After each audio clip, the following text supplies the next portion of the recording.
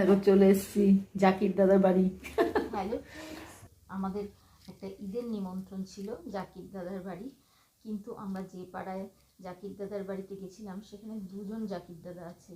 এবার আমাদের সঙ্গে একটা ভালো ঘটনা হয়েছে কি, এক জাকির দাদার নাম বলে আর এক জাকির দাদার বাড়ি আমরা পেয়েছি, সেই বাড়িতে ঢুকে পড়েছি। এইবার তারাও তো বেশ আদর যত্ন করে আমাদের বিছানায় বসালো।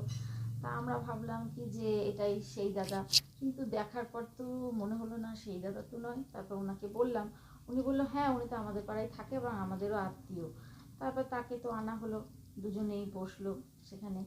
এবার এদের বাড়িতে এত আদর যত্ন পেলাম আমরা, কত রকম যে খাবার খাওয়ালো কি বলবো, সত্যি ভুলতে পারবো না কোনো দিন।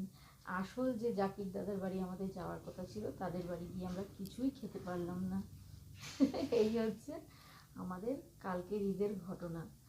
তো খুব ভালো লাগলো, তোমাদের সাথে শেয়ার করলাম। Bye bye.